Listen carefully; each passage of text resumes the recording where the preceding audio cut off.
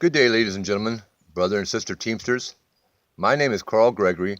I'm a UPS Teamster out of Panama City, Florida. I work as a part-time loader and unloader on the local sort. I also deliver air on Saturdays, and occasionally I work as a cover driver when I'm needed. I know we all share great hope for our next UPS national contract. It is natural for men and women to indulge in the illusions of hope. We're apt to shut our eyes against the painful truth and listen to the song of that siren till she transforms us into beasts of burden. Is not one definition of insanity doing the same thing over and over again, expecting different results? Are we disposed to be of the number of those who, having eyes, see not, having ears, hear not? Shall we acquire the means of resistance by laying supinely on our backs and hugging the delusive phantom of hope until the enemies of worker justice and liberty have bound us hand and foot? Does anyone really believe that hope will deliver the kind of fair, enforceable contract we deserve? Most of my friends know I converse with Diana Kilmery from time to time. Recently we talked about the consequences to opposing entrenched powerful interests. Yes, I know very well personally the consequences. I've been told that we are weak, unable to cope with so formidable opposition. But when shall we be stronger? Diana related to me. The creation of the middle class was due to those brave workers a century ago who were willing to be beaten, blacklisted, jailed, hanged, and shot down the streets like dogs to win an honest day's pay for an honest day's work, not just for themselves, but for everyone. Shall we dishonor their memory, their sacrifice by irresolution and inaction? Shall we allow the trolls and enemies of worker justice and liberty to confuse and divide our unity and our union? Working class Americans are under attack everywhere I look. We all see it in the news, in the streets every day. The homeless, the hungry children, is what has become a part-time America. We see the rich becoming ultra-rich, the working poor barely able to survive, even with such public assistance as food stamps and Medicaid, which they're publicly shamed and criticized for accepting. Even as I write this, my internet and cell phone was due to be cut off because I didn't have the money to pay my bill.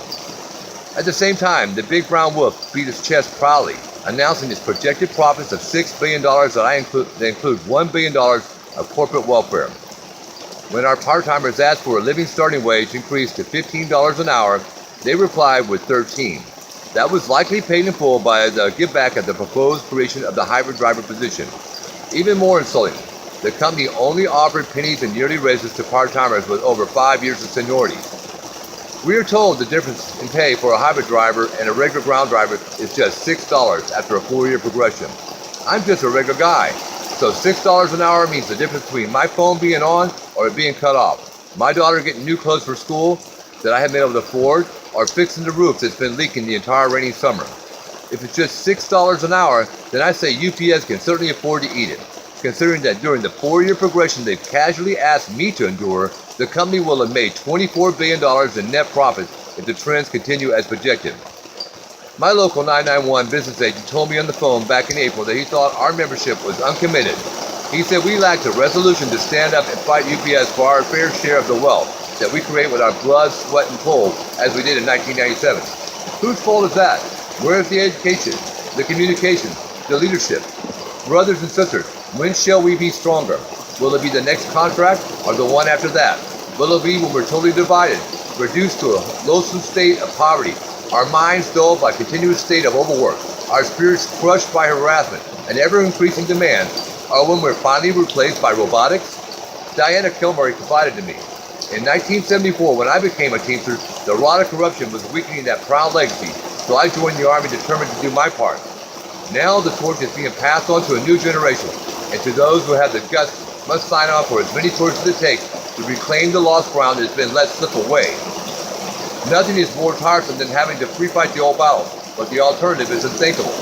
Teamsters alone will not be able to solve all the issues facing America today, but we can help turn the tide. There is no doubt our efforts will play an important role in the building the kind of America that we want our children to inherit, if we make a stand. One of our members explained, the key is faith in the members. You're going to have hope that ordinary people can do extraordinary things, because there ain't going to be no hope for change we're interested in. Our movement is not about me. It's not about you. It is about us. The key to victory is unity. I don't see much in the current contract offer that we've asked for. The hybrid driver is a give back.